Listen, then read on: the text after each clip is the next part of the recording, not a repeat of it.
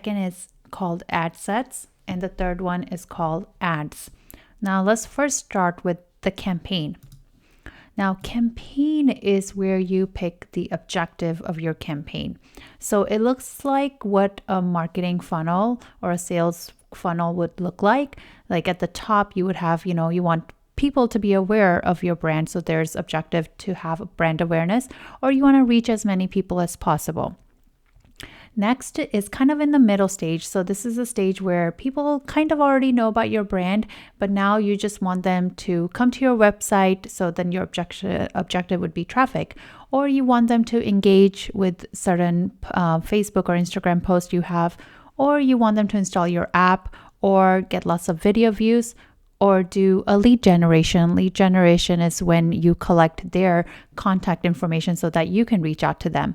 Or messages, so if you want to keep in touch with them through Facebook Messenger. Now, the third is it's more of like your sales, your conversion. Now, this is what most people really care about. They want to get the most sales as possible. So then you would pick conversions. Or if you're an e-commerce brand and you have a lot of products that you're selling, then you would pick catalog sales. So for this one, you would need to collect your set up your catalog. And then also if you have a store, that is in like brick and mortar, you can drive traffic to your actual store as well. So this is the campaign, and this is where you pick the objective that you really care about. So this is very important because you want to make sure you pick the objective that you are most concerned with. Like, for example, most people are concerned with sales, so they would pick conversions. However, if you're like a really big brand and you just want people to just know more about your brand, you would just pick brand awareness. Or if you are only an app, then you just want people to have your app, then you would pick app install. Great. Now let's go into ad sets. So let's go in here. I'm just going to pick conversion for a campaign for now. Okay, ad set is where you will do most of your work, where you will be selecting a lot of items. So let's walk through what all this means. So campaign details. So auction is basically what Facebook calls it, an auction. That's where, your ad will be shown to a lot of people, and if it's good and if it's relevant to the user, it will win in the auction, and that's more likely to be in front of a user. So we already picked the conversion objective, conversion. And campaign budget optimization is if you you select a budget, but then you don't put a budget for each ad set. For example, you let the Facebook algorithm decide how much budget to allocate for each ad set. So I'm going to keep it turned off for now. So let's go into the ad set. This is the second tab that we were talking about. This is where you would select your pixel. So any sophisticated advertiser will make sure they have a Facebook pixel on their website. So you select that here. Dynamic creative is if you were to put 5 different headlines, 5 different images, 5 different link description, and just let the Facebook algorithm optimize and decide which one works the best. Now, ad set is where you decide on your budget. So, you could pick a daily budget. So like every day it'll spend about $20. You can change this to any amount that you want. I mean, if you are just starting out, you don't want to spend too much, you can just do $2. Or if you're a big brand, obviously they're doing more like $50,000. And then this is where you pick the start date. So, if you want to start the campaign today or tomorrow, and then some people, they just want to keep the campaign going as possible until they decided to pause it. But then if you know your campaign's only for a limited time, then you select the end date over here. You can also do schedule. So let's see.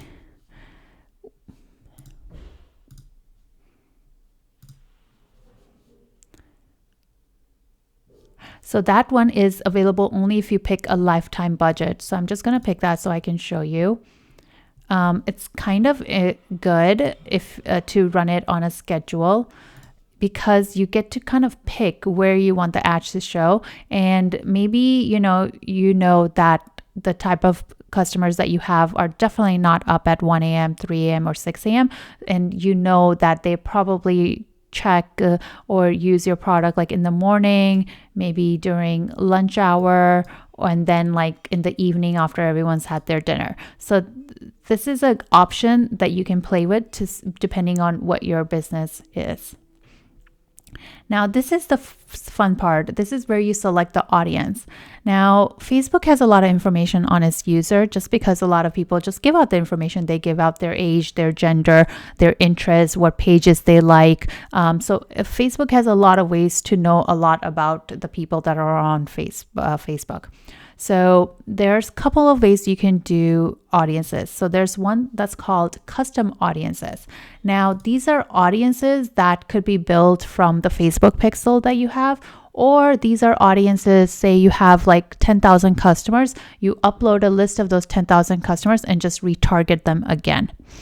And this is also where you pick like lookalike audiences. So if you know you have 10,000 really good customers, you create a lookalike of that. So then it finds about 1 million, 2 million, whatever you select, other additional customers that look just like your best customers. So that you would pick here. And now location, this is also great depending on your brand. Like, do you want to just keep it in US or Canada, or is your brand needs to be in a certain location? So it is available worldwide, so you can pick that over here. And you have an option over here, like whether they're living in or were recently in. I prefer people living in this location because this will eliminate people just like who are tourists or just traveling through a certain location. This is really great. So if you wanted to do a geo-targeting, like if you were a brand that was only available in California, for example, or you only sell in California, you could pick that here so that you're not wasting your advertising dollars. And then we have age. So with age, you have the option of 13 to 65 plus. Most of the time, I would just do 18 plus, but really it just depends on what your product is and who your main customers are. But just to be cautious here, try not to pick too narrow. Like, don't say 18 to 21 only, because that's just limiting unless you know that's definitely your customer base. In the beginning, I would just go broad, select all, and just let the Facebook algorithm auto optimize, and then in the reporting see what was the age group of the people that actually converted. So you have the option to pick gender. So depending on what your products are, I would just do all gender unless you know you are a brand that is completely focused on female only or male only then I would do that. So detailed targeting expansion means if you turn it on, it just means that Facebook will find additional people that are likely to convert. So if you select any of this, like what exactly your audience you want, Facebook will just target those people. But then if you're willing to expand it, it'll increase your audience size. It'll find people that are just like who you picked. So it's really up to you whether you want to select this on and or off. It really depends on your objective of what you're trying to accomplish. Like, for example, if you're only trying to target people who are your current customers, I would not select this. But if you're trying to find new customers, then you can select this. And then languages, whether English, Spanish, so a lot of options right there. So this is connections, and this is just like if you wanted to include or exclude certain people. So maybe, you want to exclude people who already used your app because you want new people to get your app. So that's an option over here. Or you want to target people who just like your page, or exclude people who like your page because you just want new people. So that's the option that you have over here. Placement, automatic placement is what I suggest you pick. And what that means is the placement. Like, for example, will it go on Facebook newsfeed or Instagram newsfeed or Facebook story or Instagram stories? Now, some people might get too specific here and might actually do manual placements and decide like, oh no, I only want to be on Instagram or I only want to be on Facebook. I recommend in the beginning, just pick automatic placement and just be everywhere and then look into the data to see which one actually converted.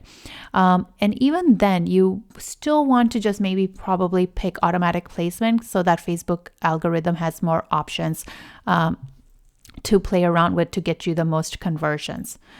So we can go through some of what this means. Like Facebook newsfeed is just when you're scrolling on your Facebook, looking at your friend's timeline and all of that, that is the newsfeed. And Instagram is the same way. When you're just scrolling, that's where the ad will display. The right column is like usually an ad that's like kind of on the right side. And stories, so there's a story for Instagram and Facebook as well. So there's a lot of placement options here. So now let's go into optimization. So optimization is you're telling Facebook what you care about, what do you want them to do. So most likely you care about conversions, you care about sales. So that's what you want to pick over here. There are other options such as getting people to go to your landing page or getting people to click or just getting people to see your ad. These are all great, but if you really just care about sales, pick this one. But if for some reason you do care about link clicks, I would do that. But just keep in mind, just because someone's clicking on your link, you're getting a low cost per link click doesn't actually mean they're actually going to buy. And then there are some bidding strategies. I would just go with lowest cost. However, there's some additional options that are available. So if you are strict and you only want like $10 per conversion, I would put that on there. But just keep in mind that when you add that cap, controlling the cost, you might not be able to spend the entire budget that you were allocated because maybe the cost is too low. So conversion window is, so this is for optimization, is how do you want Facebook to auto optimize based on the attribution. So if you say like the conversion is going to happen within 7-day click or 1-day view, you want them to optimize whoever converted during this time. Great. Now the third tab that we were talking about is the actual ad that will be in front of the user. Now, this is where, so you have to connect your Facebook page. So this is where you would select your Facebook page. And so when people see the ad, that your brand will be on here. So here's an option to select Instagram as well. So as long as you are connecting your Instagram account, that will show up over here as well. Okay, now this is creating an ad. So if you're doing a single image, it's quite simple. You would just pick single image, or maybe you want 2 or 3 photos in one, then you would pick a carousel. Or you want a collection. Collection is when you pick a video and then you pick a couple of additional images that go with it. Or you can choose a template, make a template and save it. Now, this is where you pick your copy. So primary text means like it's the body and your main message you want to get across. So let's just select an image over here so I can show you an example.